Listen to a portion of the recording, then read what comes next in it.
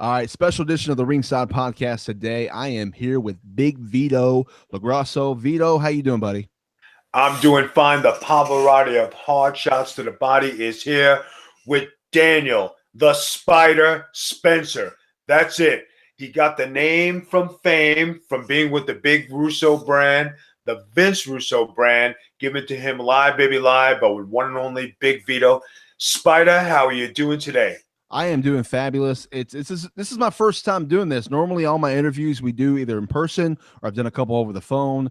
This is the first time doing an actual video one, and I know we can't really do it in person unless one of us flies to one another. So I get it, and so the first time you're I won't call you my guinea pig because I won't do that, but I appreciate you being my tester out on this, and we'll put this video eventually on YouTube. But the audio, of course, will air like normal as they're hearing it right now on the podcast. So.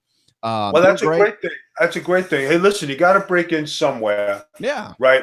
And being that we're doing it together because we had such a good rapport at the Russo brand, podcast one, when you came on the show, and you got yourself a name. The nickname is Spider. And right now we're starting from ground zero. So for all the people out there who are listening, listen, guys, we're doing this from ground zero. We don't have any ratings. We don't have any listeners. We don't have any followers. Okay, we're going to get the numbers, and these are true numbers. So whatever we get from today on, this is what the numbers are. Yeah. And good luck, Daniel. Just do your thing. Go ahead and let's start it off. Yeah. Good way to start off 2018 for sure. So you talk about breaking in the business. Okay, I've looked. Of course, we've known each other for a little bit here through the Russo brand and become good friends. Talk about it once a week and everything. But I've looked over your career, and some of it I knew about it. But I was kind of looking up going, I didn't realize you started as early as you did. I saw it was in 1990. Is that right? Okay? How long was it before you actually had your first match and really broke into it?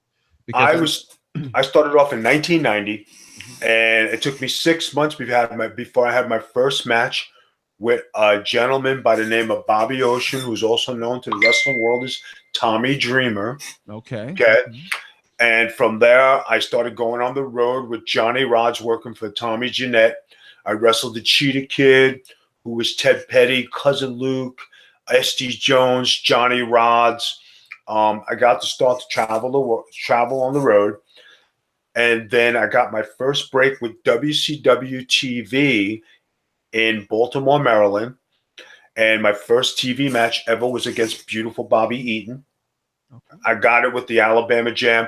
Paul Lee was the guy doing the ring announcing for that match and commentary. Okay. They let me go on TV as Skull Von Crush with my full gimmick. It was a good match, being never being on TV before. It was pretty cool. And then a month later, I was on WWF TV doing enhancement matches for the WWF. My first match on that show was against the Rockers. And then from there, I went to wrestle the Boss Man, Bret Hart. I was his first Intercontinental Championship match for TV. Is this Raw? Is this on Raw? Okay. It was on TV taping. I did live Monday Night Raws from the Manhattan Center. I did Tatanka. I had Typhoon. I wrestled against High Energy. I Am Mike Sharp was my tag team partner.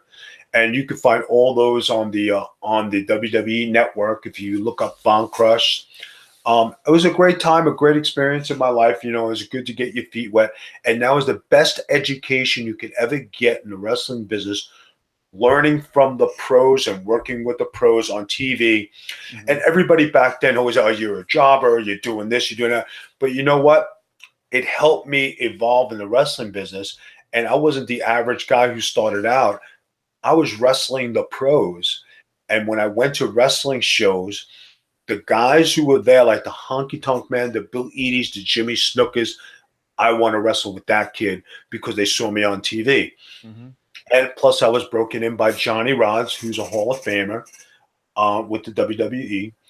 So, I had a good reputation, a good rapport. I was like a sponge. I was eager. I was tough. I was everything you could want in a wrestler. And everything worked out pretty good from there. Yeah, and that's really the kind of a lost art. I know they have NXT and all that stuff, but I mean, they brought it back a little bit, but the whole enhancement talent, having someone come in and learning things, learning where the TV is, it's important. It also builds other names. I mean, if you're these names you're wrestling at the time, you look back at the years they were in the early '90s, they wasn't big stars yet. I mean, they wasn't running the company. That happened years later. So it shows that it not only built them, but then it helped you go on and learn the business and I guess teach you the ways of the land or whatever. And then of course you went in the indie circuit too, and probably traveled and did that, which is something that's lost to as well. Kind of going out to different live crowds and trying to get your craft going when it comes to being a heel and a face and stuff like that. Well, you know something, like your aspirations when you're breaking the wrestling business, your aspiration, of course, to get to WWF TVs.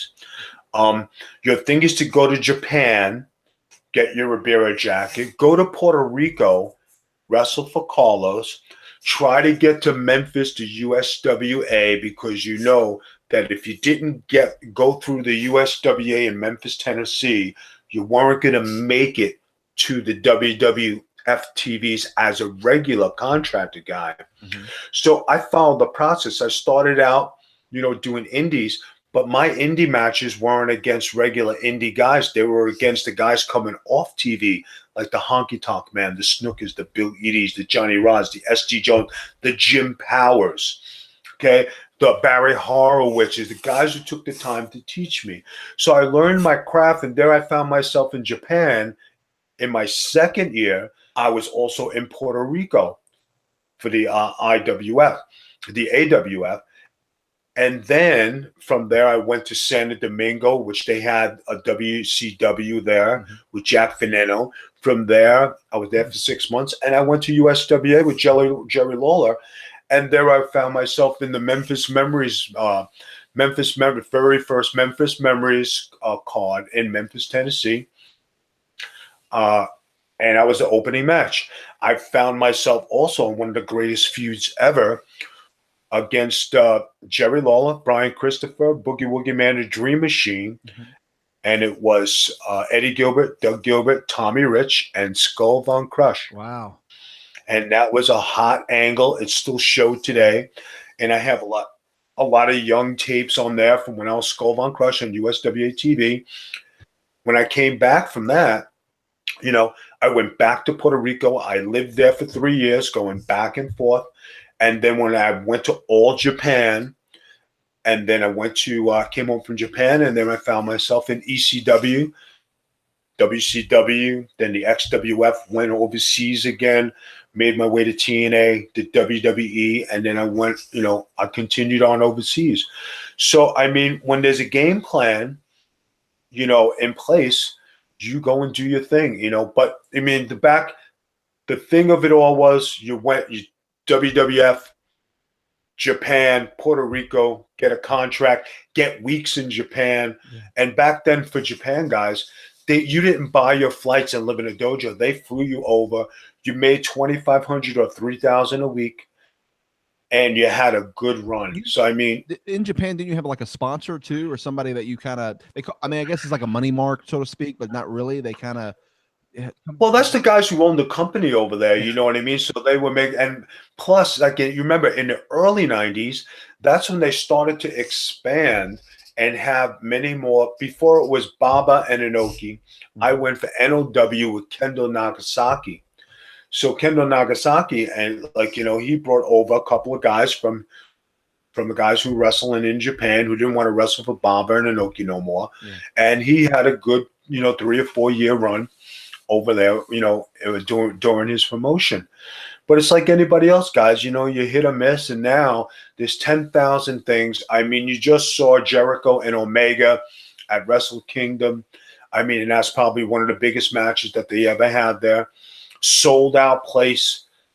A lot of guys going over there. I believe there was a battle royal where they had guys from Ring of Honor there, some other people. But the biggest match there that I, had an interest in was Omega and Jericho, because they did a great angle. And I think it was pretty cool that Omega went over Jericho and they drew a house. They made money, and at this point in time, it didn't matter if Jericho went over or not. It was the point that they drew a house and did a program and made the people believe. Because what was the capacity crowd in that? What was where they have it at? They had it in the Egg Dome. They had it in the Tokyo Dome. I thought it was in Tokyo. Yeah, Tokyo Dome. So that was a full place. Yeah. Over 20, possibly 30,000 people. Easily, yeah. And, guys, I mean, you can't, when you're in a main event and you're drawing that kind of house, you got paid, you made money, you had a great match. And that helped elevate Japanese wrestling, that elevated Kenny Omega, and it also elevated, Chris Jericho, because one of the reports I'm reading, it was the best match he had in years. So kudos to those guys for making a great program. Yeah, and it was kind of old school the way they did it. And I love the fact that when Omega went over, he went over by using a chair. I don't know if the match was no disqualification. I don't know if all that. It has to be or something, but he went over using a chair, which means he's showing that, hey, I beat Jericho, but yet I had some help. And that's going to bring, they're going to have a rematch, maybe the Jericho Cruise or something. It's going to build to something else where Jericho can say, hey, I lost, but you had to do it with a chair, and it's going to build the feud even more. And it was smart booking. It was very good the way they did it. And of course, I didn't see the full match. I've seen highlights so far. I'll probably watch the match within the next week. But it was what I've seen. They definitely tore the roof down for sure. No, I mean, it's just like, when guys, they had Conor McGregor from UFC and he wanted to box against Mayweather. And, that was a great match in the way they booked it. And they did their promos, they did their promotions. And Conor McGregor, he had a shot to knock him out in the first 3 rounds. Not being a boxer, did very well. And he faded out, not because he couldn't box, but because his body wasn't registered to go 30 minutes of boxing. Mm-hmm. So if Mayweather could survive the first 3 or 4 rounds when he had some bullets in his gun, that's when he started to wear him down and he beat him. Okay, yes, I will admit they did protect him. They didn't make him get knocked out. They stepped in. McGregor being a UFC guy, they said, he wanted to get knocked out because that's how they do it in UFC. Mm-hmm. And at the end of the day, they made money. They drew a house. And then look at all the boxers who are lining up to fight Conor McGregor now. Oh, yeah. Manny Pacquiao is chomping at the bit to get at him. And Pacquiao has a legit beef because McGregor landed more punches, landed more power punches, landed more jabs than Manny Pacquiao. And Manny Pacquiao's been boxing his whole life. And here's McGregor coming off the street, and he's outdoing Pacquiao. So it makes you wonder what would happen in a rematch if the Pacquiao and McGregor got in there. It would be something. Yeah, I mean, it's bringing more eyes to the sport for sure, because boxing's kind of been one of those things that just kind of went away. I mean, ever since Tyson and all that, it hasn't been the same sport that it's been years ago. And I believe that with what Floyd has been doing the last 2 years and it's been bringing people's eyes back to it, and they want to see it. I mean, I have people that don't even care about boxing that was talking to me about that fight. They wanted to watch the fight. They were actually going to buy it, and and they never would buy a pay-per-view, even if it was $9.99 on WWE Network. They didn't even care. They were going to pay $100 for that one. It was that much hype, and they did the right thing. And now you're right, Conor's going to do more stuff. I mean, it's a smart booking, it's smart promoting, it's old-fashioned techniques, and that's kind of what still works today, even in 2018. What worked back in the 50s and 60s too, right? We just have better ways of doing it through internet and ways to promote it, other than just trying to send out flyers and put them in the newspaper and stuff. Let me ask you this. Go ahead. Go ahead. No. Wait on your guy. I'm with you. So I want to ask a question. I know you've been. We'll talk a little bit more about your career because I got some things I want to talk about. But one of the things, you've been in the industry for such a long time, seen many things. Seen the highs, seen the lows, I guess, as well. Seen people probably, be one person, get a little fame, change, or maybe not, maybe become a better person. It depends on who they were. But when it comes to, and I know you've done this on the review show with Vince Russo on the brand and talk about Raw and SmackDown. am I the only one? Am I the only one that's a traditionalist that think that the old fashioned good guy, bad guy, slow build kind of feud stuff still works today in 2018? Why do we have to have all this stuff with all these crazy storylines, or why do we need that? I still think the old build works today. That's because guys, like when they build today's booking, they don't have the experienced guys writing the TV, and they have Hollywood writers how they can hotshot angles. And the thing you got to remember for all the wrestling enthusiasts who are listening to this today, kayfabe is dead. There's no character development. There's no building.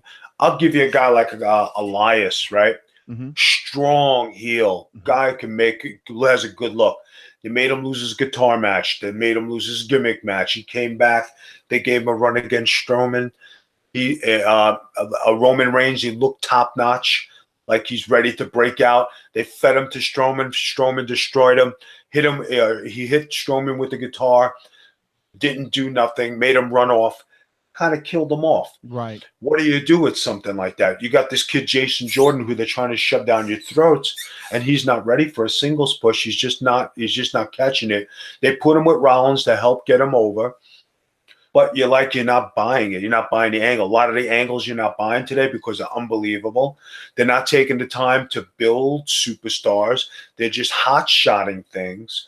So, in the word to the people who are listening who are real wrestling enthusiasts and guys who are really into the wrestling business, who've been watching since they were kids, the word kayfabe, and I want to make you believe, is definitely not used in today's terminology or today's broadcasting. So that's why the ratings are down, the interest is down.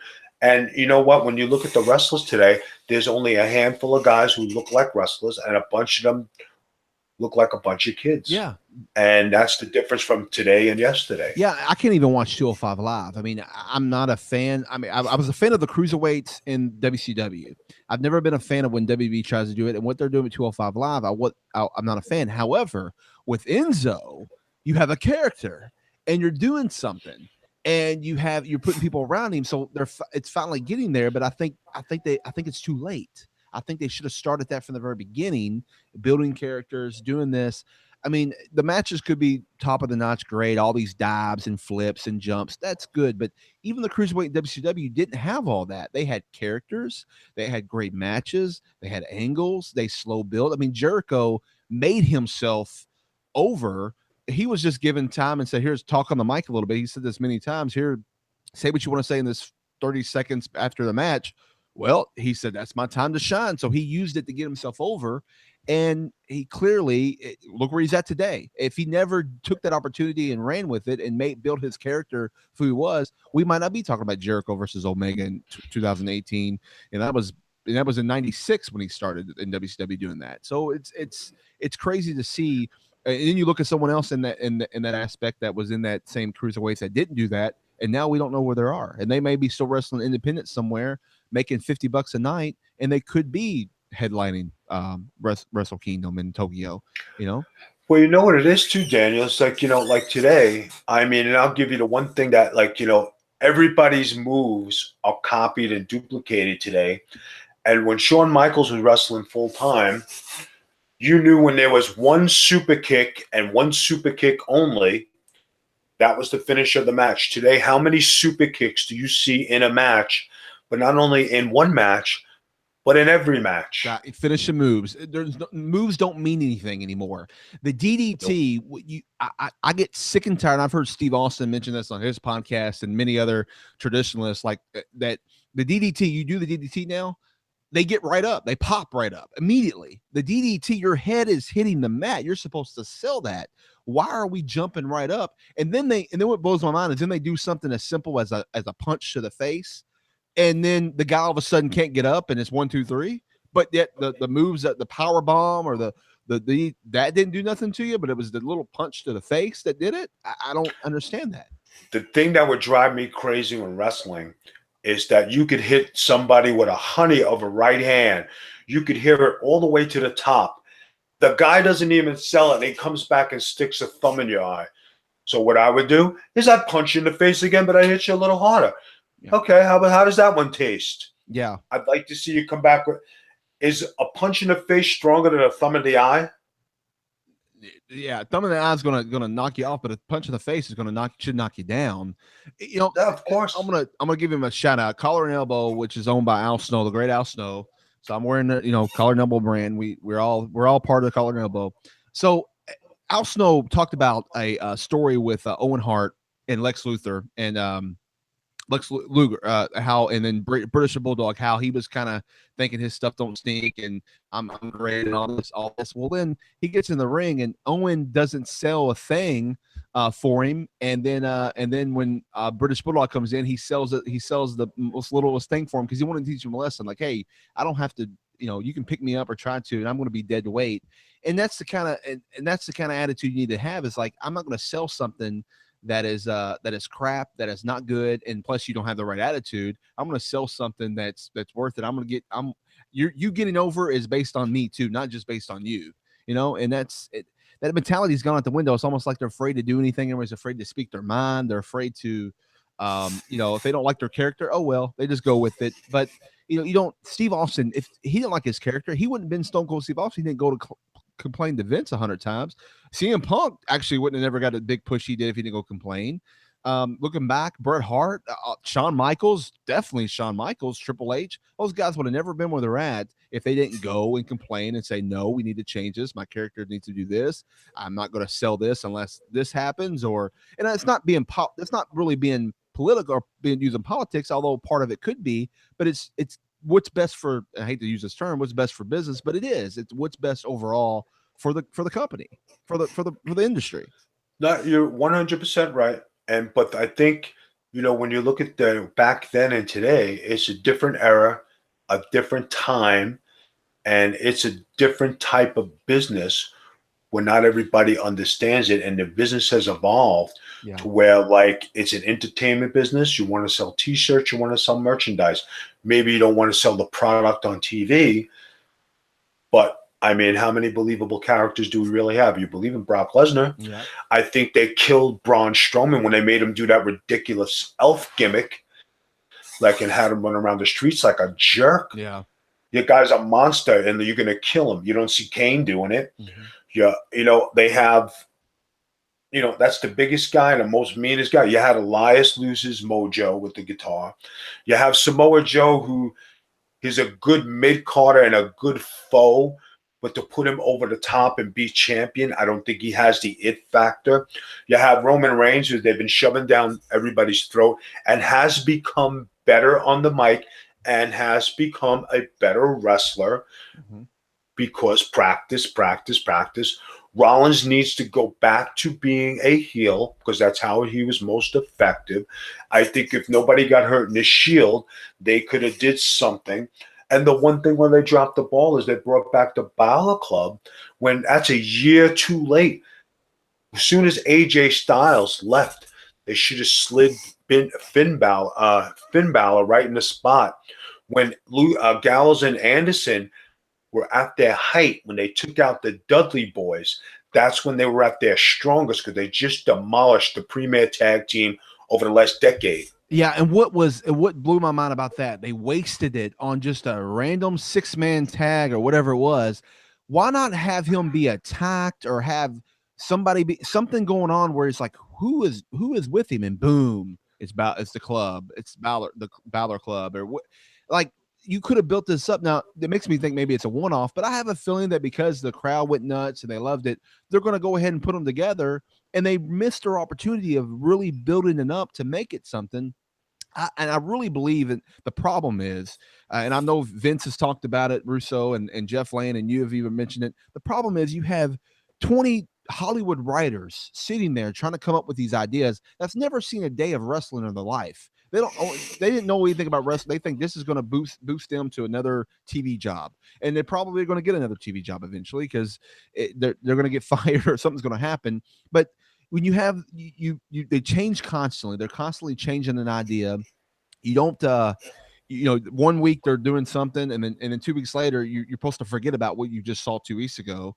It happens all the time, and Raw and SmackDown are just crazy. And we're not even going to talk about Impact Wrestling. That's just a debacle. I don't even. I actually asked the other day. We did a review show, for 2017, talking to, and I literally asked. I said, "Is it still on the air?" I haven't watched it. I haven't cared.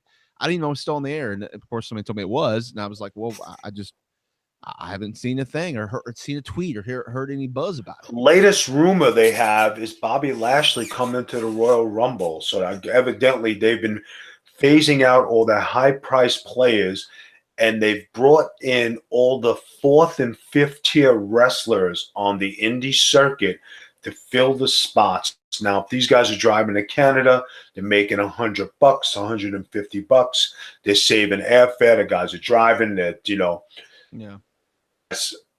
it's a lost cause. Impact is nothing to be right home about. Okay, you're going to be on TV, but if you're not ready for TV, you're exposing yourself, and with nobody good there, what are you wrestling against? You know what I mean? Another indie guys. Right. I mean, it's. I heard another rumor too that the girl who's dating Zach Ryder, Chelsea Green, that's her real name. I forget her gimmick name, but she actually supposedly on the tapings won the title and then relinquished it and asked for her release.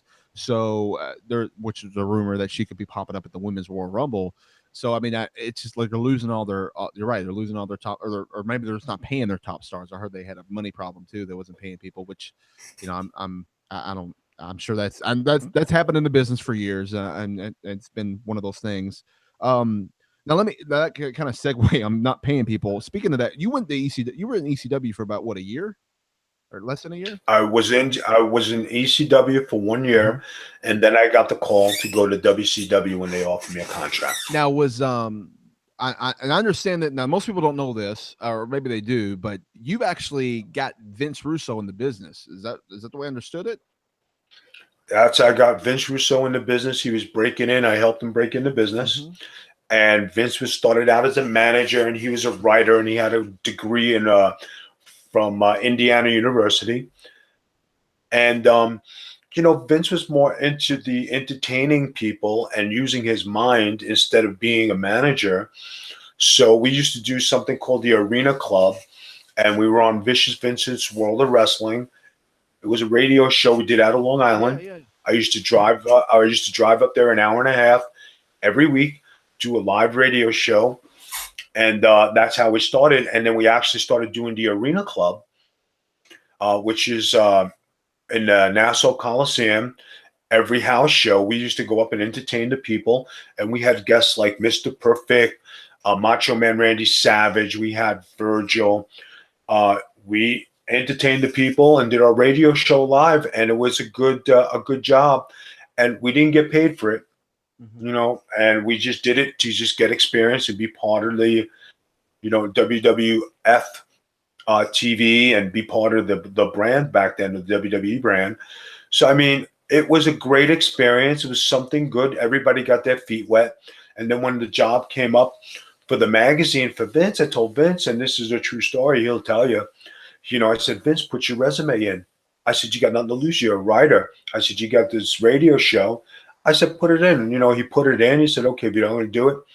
And he got the job. Yeah. And rest is history. Yeah. And of course, the story of eventually he, they looked at the right. Vince McMahon looked at the writing of the magazine. It was like, this is what the stuff we need, not this other stuff. And of course, yeah, you're right. Attitude Era is what, launched and made it what it is today for sure. Now, when you went to WCW, was that when Vince went there? Was he there at the time? Vince Russo had gotten the head writer's position there, and they had a spot for me being with Johnny the Bull. And Vince called me and said, listen, I'd like to offer you a job. He said, what's your contract situation with ECW? I said, I'm open to do what I want, and they offered me a contract. I went to Paul Lee. He gave his blessing.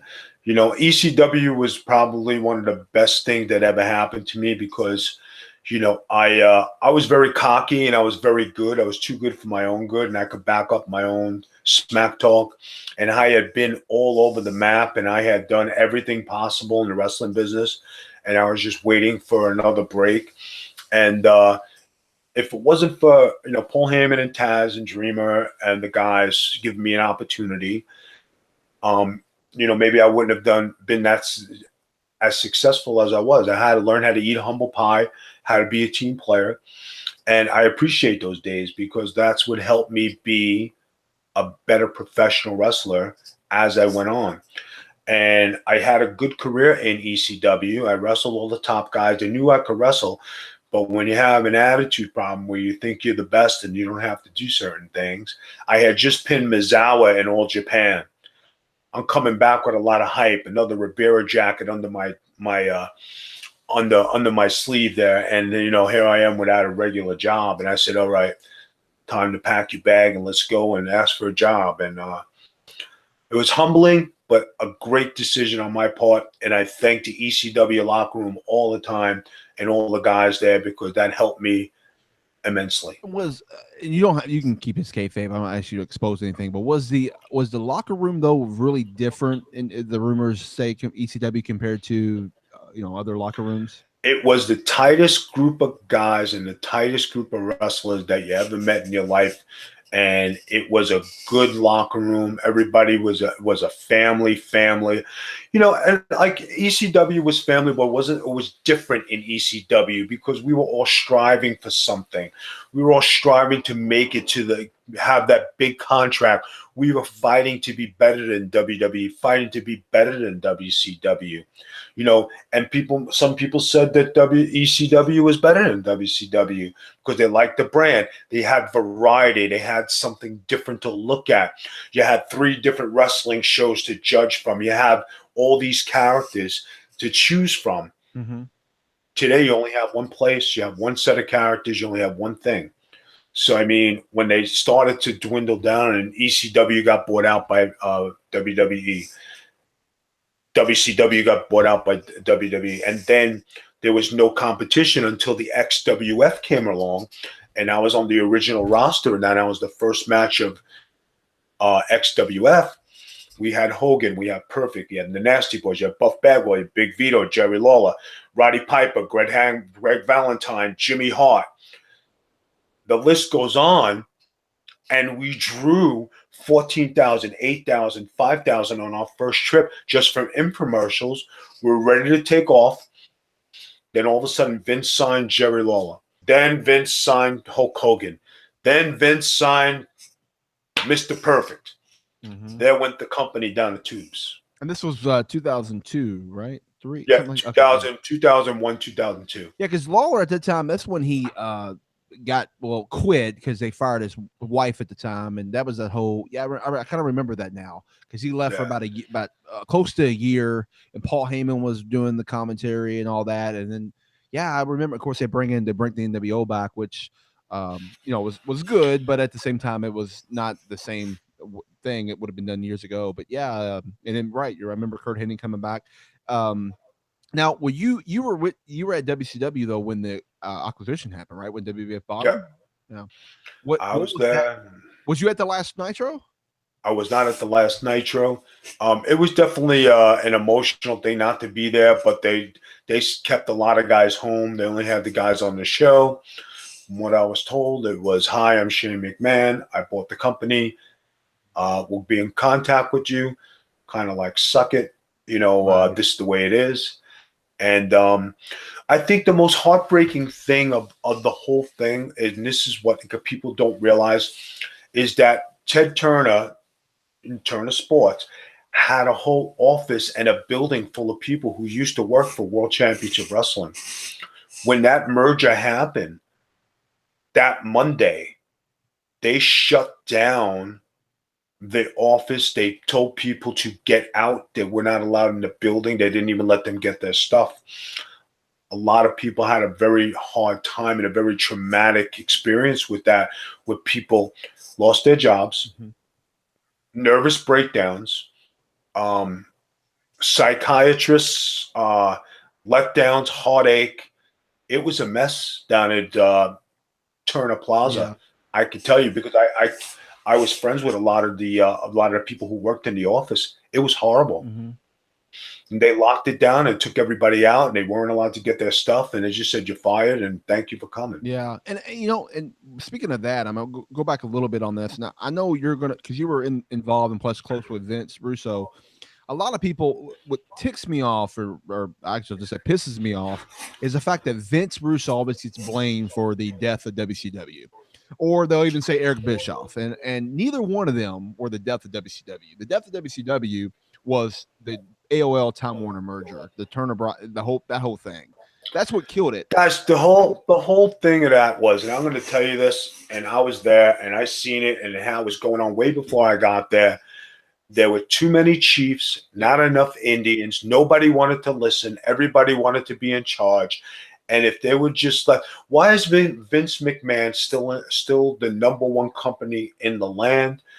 Is because there's one boss, one way of doing things, one way of thinking. You don't like it, get your stuff, go out the door. In WCW, there was all these different bosses, everybody being in charge of writing, everybody taking a position, everybody changing things.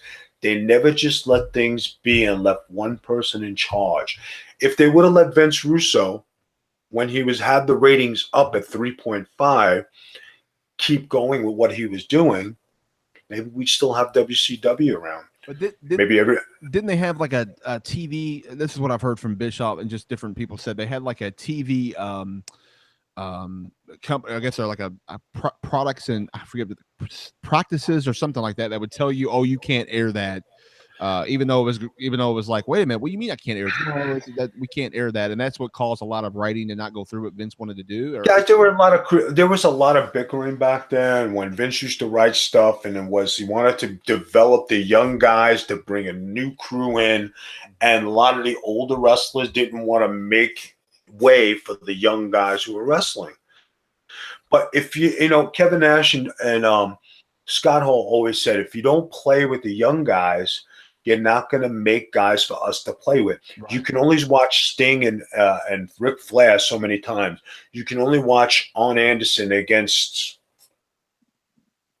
whoever, Brian Pillman. You can only watch Sting against this one. You can only watch the big guys go so round and round.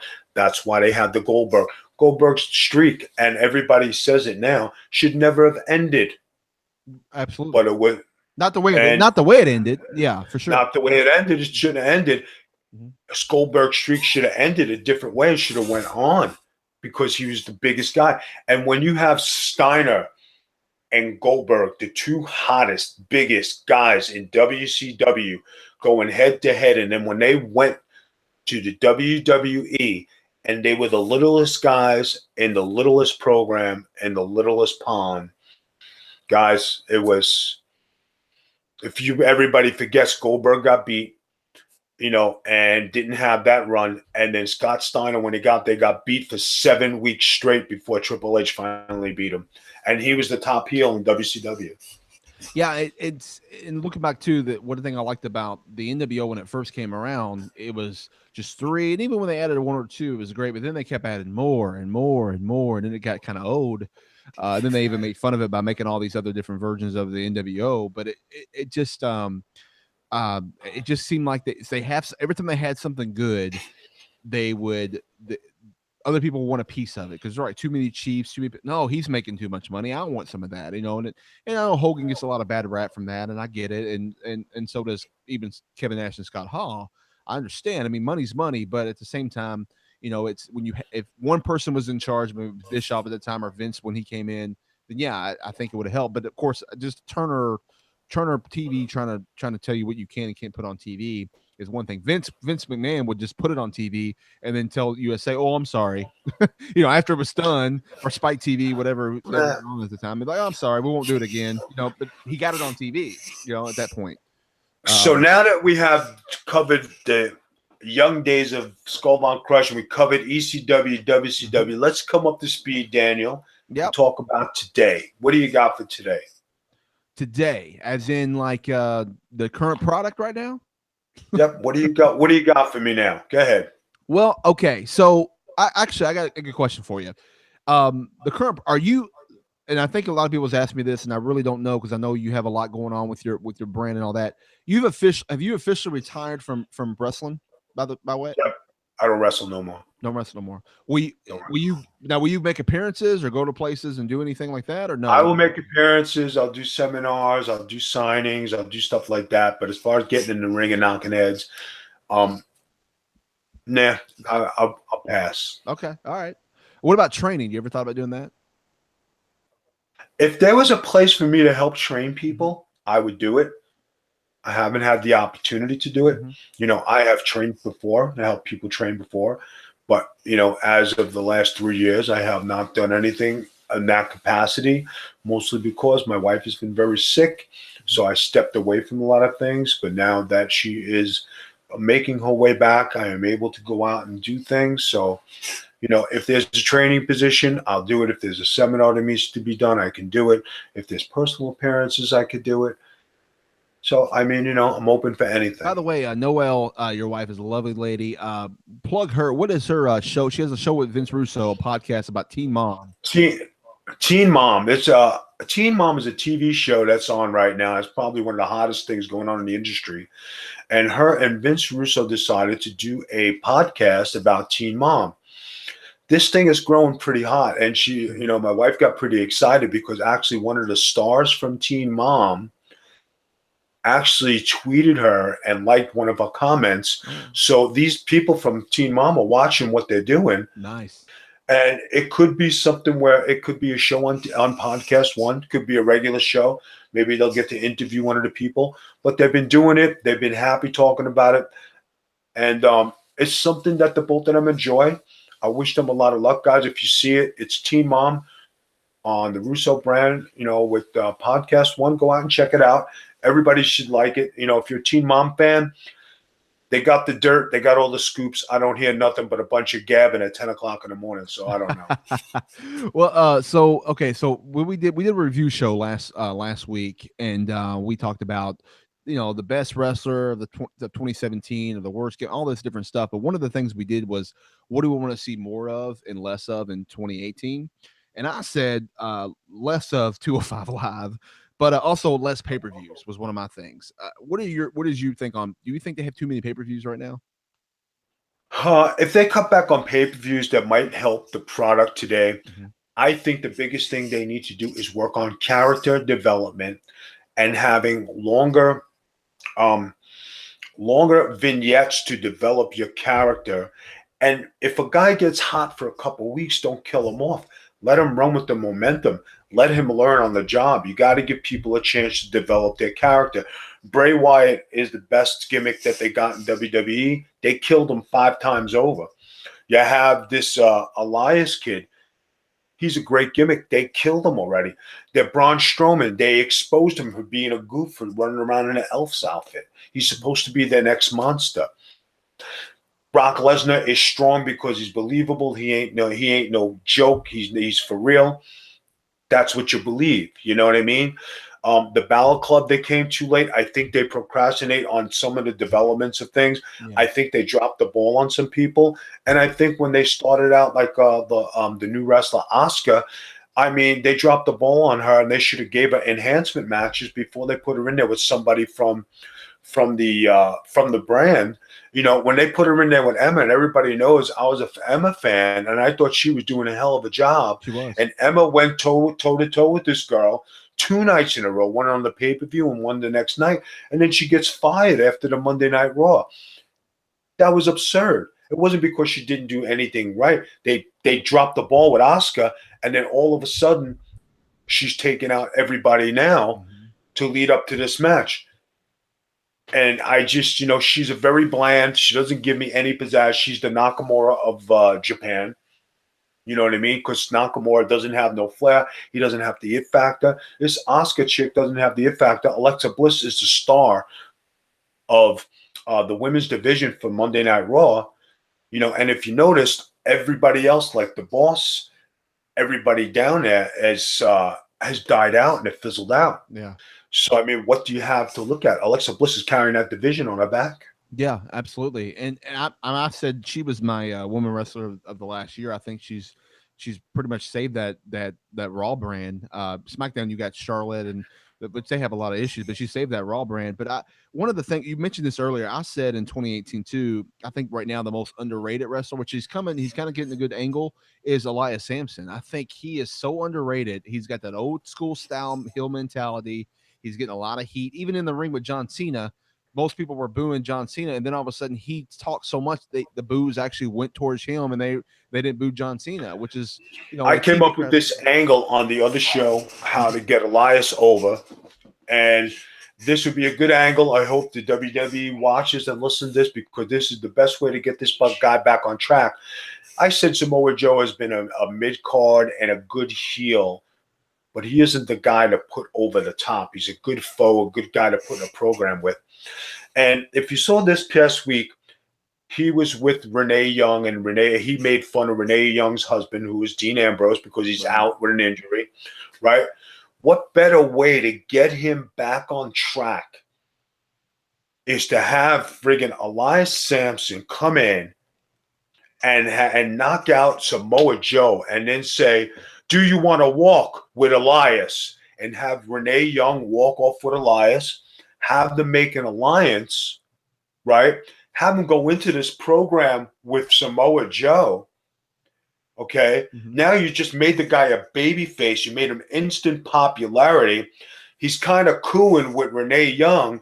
And then all of a sudden you got Dean Ambrose coming back off an injury. And there you have another program where don't mess with my wife, stay away from my wife. And you got the Macho Man Elizabeth jealousy with the Hogan routine. Mm-hmm. So, I mean, that's a good way to bring him up and get him going. And Samoa Joe would be the perfect guy to put him with. He's tough. He's a good wrestler. Elias is tough looking. He's got some charisma. He's got that Rick Rude in him, you know, that kind of charismatic kind of Rick Rude stuff. I think it would be a good mix and a good program to get him off the deck and get him running. Who do you in WWE? We'll just stick with that, or maybe if you can go outside the mainstream, you can too. But who do you think right now is the best wrestler overall? Got it all: promo, character, style in the ring. Got it all right now. Wow. I really don't watch indie wrestling. I don't watch a lot of stuff outside of WWE because that's all that's on for me. I know there's a guy who does a lot of flips, that Will Overspray, who's in Japan. Is that his name? Yeah, that's his name. Yeah. Okay, now he does a lot of acrobatic stuff, and people like the acrobatic stuff. So I see some of his stuff. It's not believable because it's a lot of flips. He's very, like, hey, God bless you, man. You could do all this stuff, but it's not wrestling. So if you had to pin something like that, you say, okay. The guy who's wrestling, who has got the best mic skills and the best, who you believe in, Chris Jericho, right? Good mic, good charisma, good stuff. He's really wrestling part-time. You'd like to see, but you can't see any more Brock Lesnar because there's nobody for him to fight. Okay? The one guy who definitely can come off the deck and catapult himself if they give him the right booking would be Bray Wyatt, and I would team him up with Matt